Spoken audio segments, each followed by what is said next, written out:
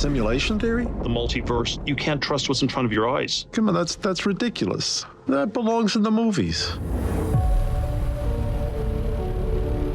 We want to take our metaphysical hypotheses and see what they point to. And I can remember him saying, "Here is evidence for what can only be described as a supernatural event."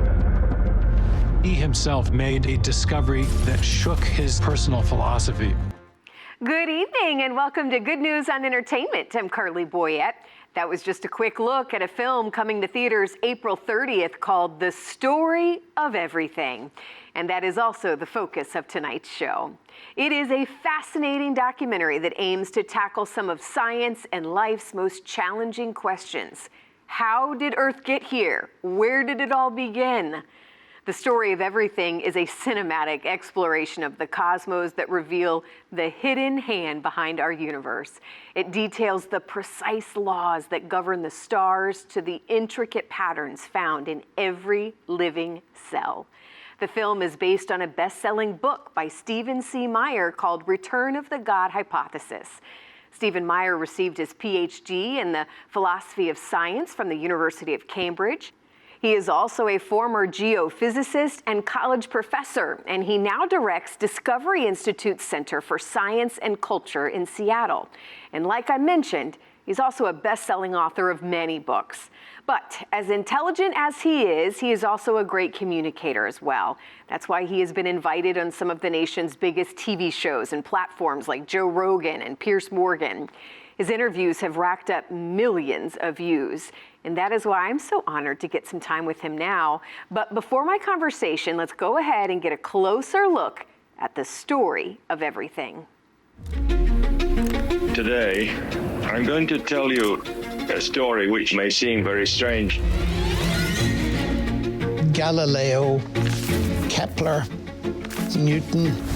Each tried to explain events in the history of the universe. Has the universe always been here, or is it finite? Is there something else that would lay these questions to rest? It reopens that question of ultimate meaning. How in the world did this start?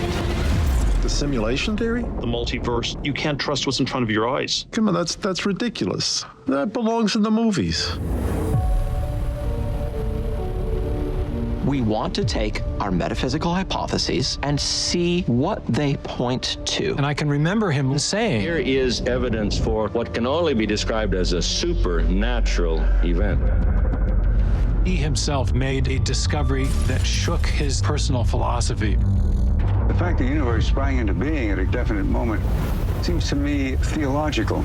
And it is science that has revealed this. We're dealing with a system of manifold, complex design. Gravitational force compared with a weak nuclear force. 1 part in 10 to the 10,000. 1 part in 10 to the 20. Turned out to be the tip of the iceberg. We associate information with a rational intelligence behind it. It had an uncanny resemblance to a digital bit string, very much like an information carrier. You can read the same segment forward to get one protein and backwards to get another. It struck us with a tremendous impact. Without guidance, we would get a life-unfriendly universe. Many organisms have beauty beyond anything that's relevant for their survival value. The concept of life as a cosmic phenomenon should have many consequences. The question then was, what does one do about it?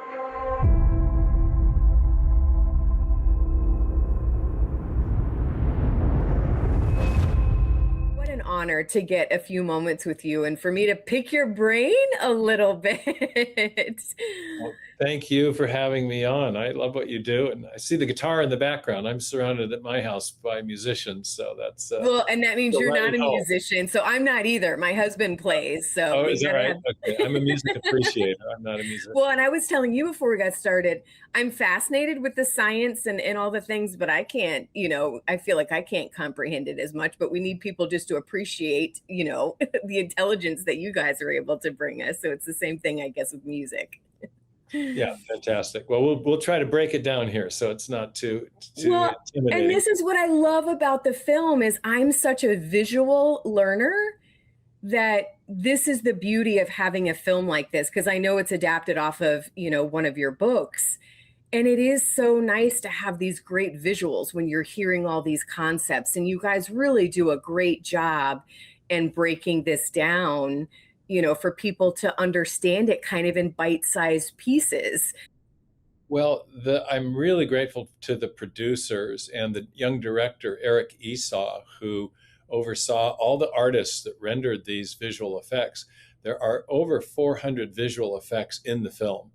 And so this is a film adaptation of my last book, which was called Return to the God Hypothesis. For me, it's the culmination really of my life's work to this point. And so to see it depicted and adapted so beautifully it's really a thrill, and it sort of, I felt like they did the story and the argument and the evidence justice with the cinematography, which takes you deep out into space. You see all the galaxies, the animations of the galaxies expanding outward from the creation event, but then they also take you deep inside the cell, and you can see the inner workings of the smallest units of life called cells that include little miniature machines, nanotechnology.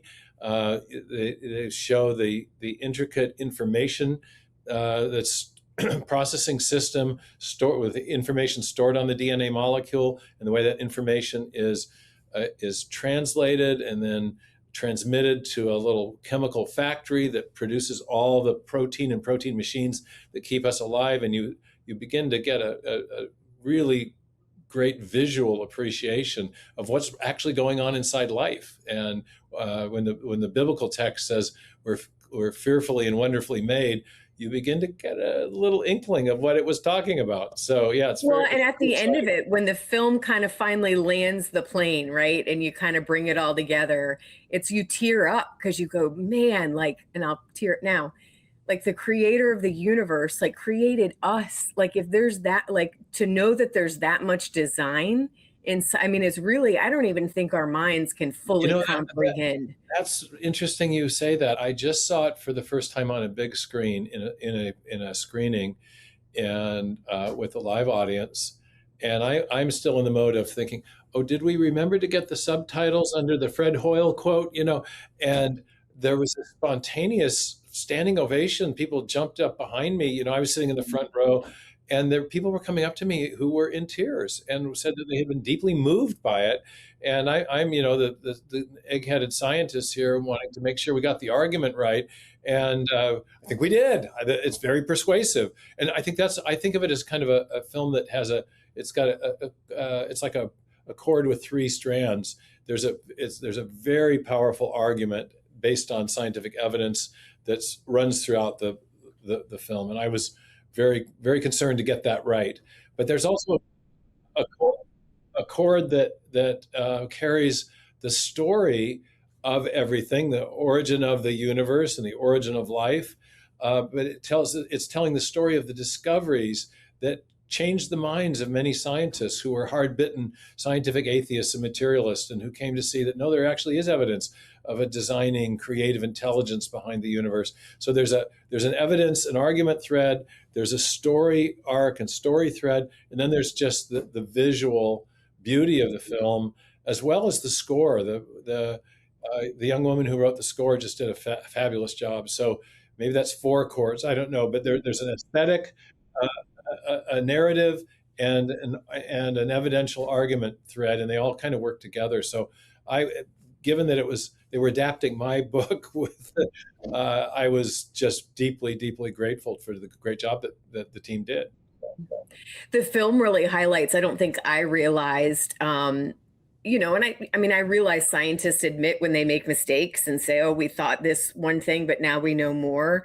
Yeah. I am interested to get your thoughts. Science and technology is still growing and moving so fast. And now we have AI that's entering the picture where, you talk about these codes and different things. And I was like, man, once you get artificial intelligence with able to read these codes, and even, what do you think, and I know this is a hard question, But where do you think this will lead us into answering some of these questions later? I mean, I just assume it's going to even prove the point more of, intelligent there's an interesting development in AI that does provide additional support for one of the key ideas in the film. The key idea in the film is that information always comes from a creative intelligence. And the most important of all the evidences that we look at is the discovery of the information-bearing properties of the DNA molecule and other large molecules in the cell that are responsible for coding for or providing the instructions for building the little machines that are inside cells that keep us alive. So your younger listeners will know about 3D printers, digital printers, where you take digital information and that's then used to create a three-dimensional structure. And that's the kind of technology that's at work inside cells. So that's pretty fascinating. And the argument of the film and of my previous books and the other leading scientists in the intelligent design research community is that information, functional or digital or specified information, as we call it, always comes from an intelligent source. Bill Gates says that DNA is like a software program, but much more complex than any we've ever created. Richard Dawkins, the scientific atheist from Oxford, says that DNA is like a machine code. Well, we know that computer code always comes from a programmer. So the discovery of that kind of code at the foundation of life is a powerful indicator of a conscious creative intelligence, a master programmer, and that programmer played a role in the origin of life. So fast forward now, we get the AI revolution. And a lot of people think, well, AI is going to replace human intelligence. And then there are all these scary scenarios that derive from that. We're very pro-technology at our think tank, Discovery Institute, and there's a new book coming out called, it has in the title, Augmented Intelligence, Augmented Human Intelligence, that's the title. And it's by Eric Larson and his co-author. And they're making the point that AI can augment our intelligence, but it can't replace it. And one of the ways we know that is that when you take the output of an AI system, a large language model, and maybe it scours a lot of text on a certain issue, and then people query that text and ask it a question. Then you get an output, it's an answer. If you take that output as more data to be input into the AI system, and then query that, the next output is a little bit wonky. It's kind of incoherent. It doesn't make as much sense. And then if you use that output as more data to feed into the AI system, the large language model, the next output is even more wonky. And each successive iteration gets more and more incoherent. And what it shows is that there's a fundamental dependence of the artificial intelligence on an initial input of information from a creative intelligence, which is our key point in the argument for intelligent design. If you see information that's functional and meaningful and coherent, it points back always to a creative intelligence. And guess what? That's exactly what we find inside the living cell. Well, and what really spoke to me and what kind of kept coming to mind of this idea of, these things are cells, they're created with purpose and always a task, right? Like our cell, there's always information to tell something, to do something else. Exactly. And it's like, well, man. Little rotary engines and turbines and walking motor proteins that are towing stuff. You get to see all this, but sorry to interrupt your question. Well, no. But I'm like, then what were we created for? We were obviously created for something. Yeah. We weren't just created to do nothing when every, ounce of us inside is created to do something. Yeah. Well, this is part of the subtext of the film too. We start with some of the sound bites from some of the leading scientific atheists who are not so much lamenting, but almost celebrating the fact that we live in a world in which there is no ultimate purpose. Richard Dawkins is asked by Piers Morgan, well, what do you think happens after you die? And he said, well, of course, when I die, I will either be cremated, buried, or cremated. He says, there's nothing, what else could there be? There's just nothing. And then there's a wonderful soundbite from Carl Sagan of 30, 40 years ago, where he says, here we are like mites on a plum, on this little tiny planet in the obscure outskirts of an insignificant solar system and an even more insignificant galaxy among 400 billion other galaxies. And the idea, he says, that we are special is pathetic, he said. And so, what's at stake, the film makes clear that what's at stake is not only different theories of biological and cosmological origins, but whether or not there is any possibility of ultimate human meaning and purpose. The scientific materialists explicitly deny that. But if there is evidence of a creator, a person, one of the points I made in one of the interviews that we're using to promote the film was I was on Piers Morgan, and I actually just watched it ahead of our interview too. Myself saying he was asking me about my mother's death and if I had hope for an afterlife, and I said, nothing can mean anything to a rock or an atom or a planet. Things only mean things to persons, and yet we all die. So unless there is a person whose existence transcends ours, who created us in the first place and who can live beyond our earthly life, there's no possibility of ultimate meaning. But if there is such a person, and if that person wants to know us, then the question of ultimate meaning is back on the table. And I think that's what the film subtly conveys, is that we're not cosmic accidents. There is a reason for our existence. And if we begin to find that reason, we will find a deep and satisfying meaning in our existence here. And for those of us who are religious believers, who believe in an afterlife that's conferred on us by God, then there's actually the possibility of eternal or ultimate meaning as well. Well, you mentioned the Piers Morgan interview. Of course, you've been on Joe Rogan. I mean, you've had the opportunity to be on really big platforms.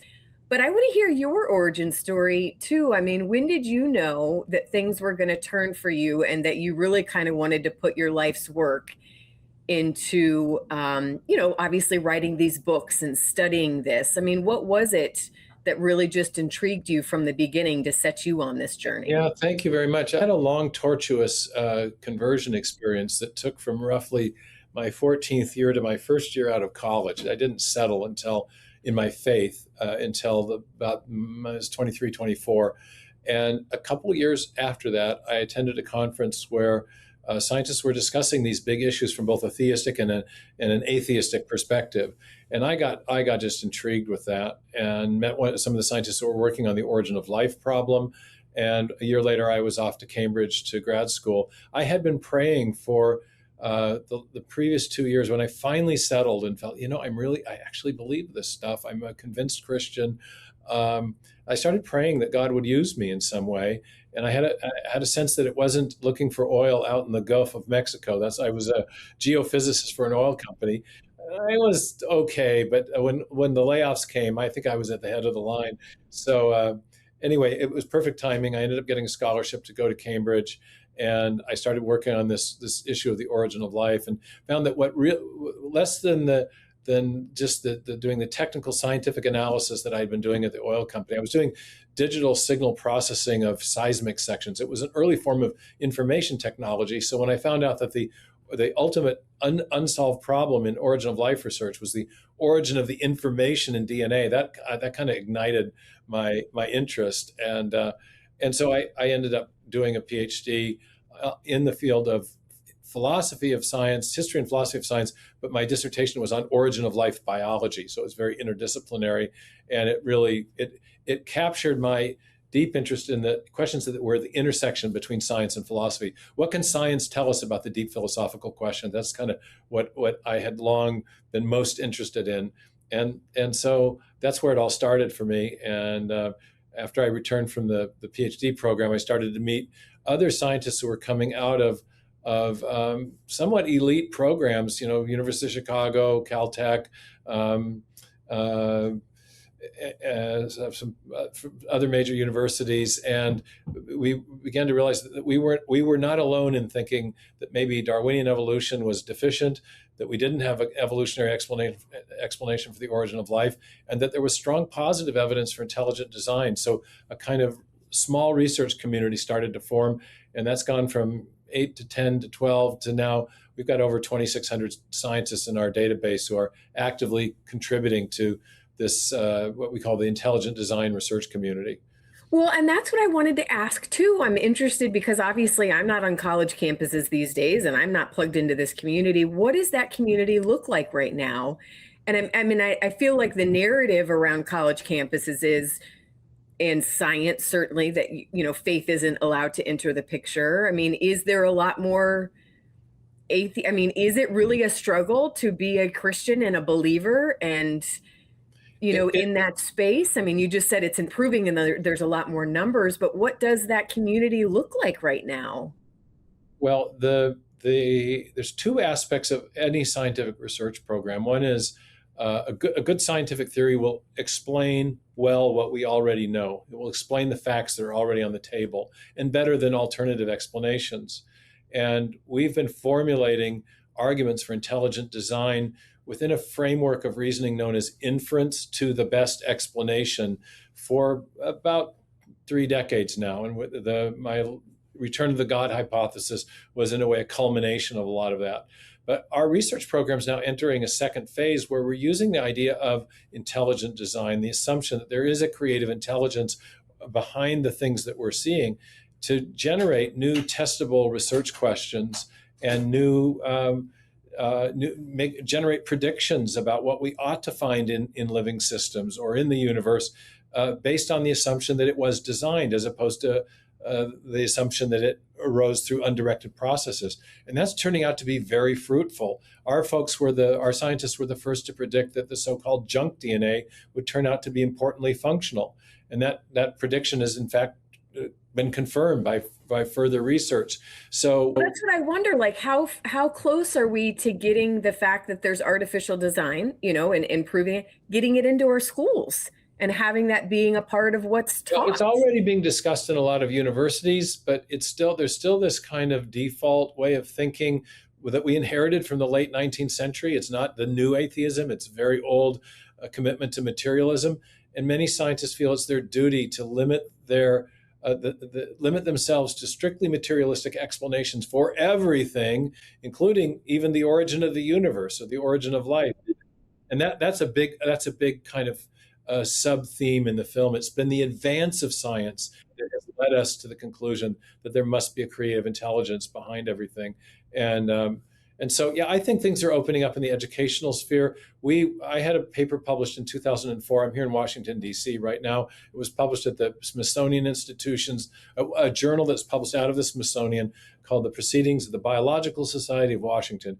It was a scientific, mainstream scientific journal. I had an article published there advancing the theory of intelligent design in 2004. It was, if not the first, one of the first such articles published in a peer-reviewed mainstream scientific journal. And it caused a huge furor at the time. The editor who allowed it to go through peer review was eventually left the Smithsonian. The atmosphere there became so hostile, it was pointless to continue. But now we're 22 years on from that. I just got a report from our research director. We have now reached 328 peer-reviewed scientific articles advancing intelligent design. We have over 100 such books. So there's just a lot of work going on. It's just a very dynamic research community, and we're attracting a lot of young people who have come to our summer programs, they've gone on to finish their PhDs, get postdoctoral research appointments, then they get hired on as faculty members.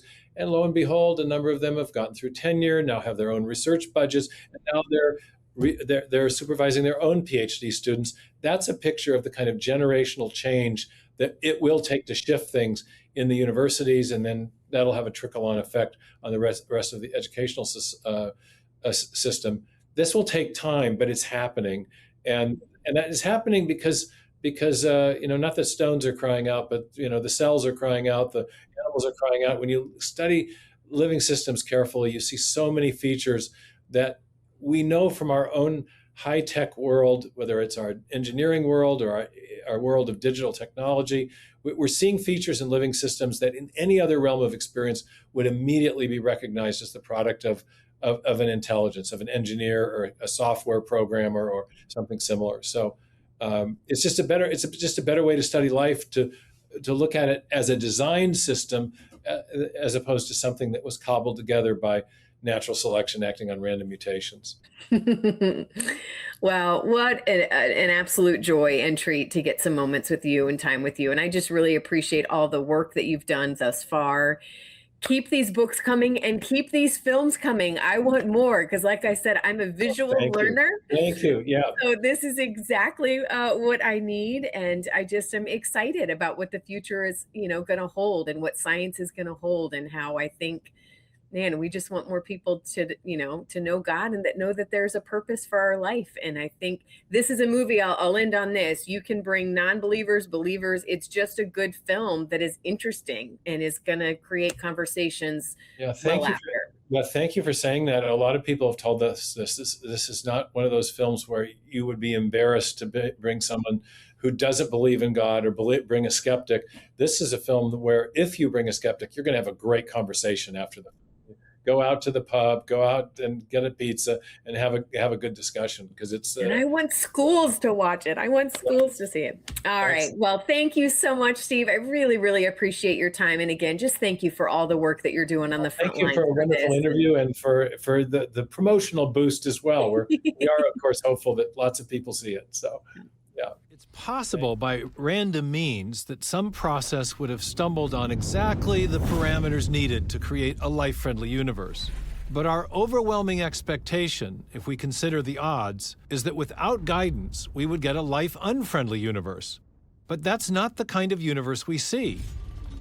Instead, we see the kind of universe we would expect if it had been intentionally set up for life, suggesting that it was intended. Fine-tuning implies a fine-tuner.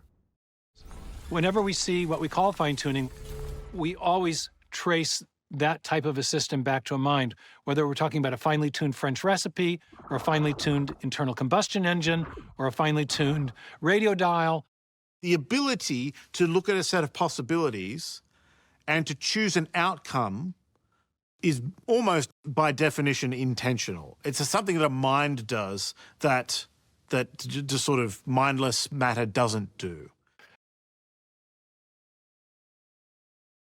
The Story of Everything is a Fathom event and is in theaters April 30th. You can go to thestoryofelverything.film to get more info. Now, by the way, I also want to mention another one of my favorites is behind this film as well. Lee Strobel is the executive producer of this film. He, of course, is the former atheist and investigative journalist that has an amazing testimony himself, and of course went on to write the bestseller, The Case for Christ. Stephen told me he and Lee have been friends for years and have worked together on several projects over the years. So you can imagine why he would be a good fit to be the executive producer on this film as well. Well, that is all for tonight. Again, I'm Carley Boyette. If you have any questions about anything you have seen tonight or anything you've seen on CTN recently, just go to ctnonline.com. Meanwhile, I look forward to seeing you next week right here on your Christian Television Network.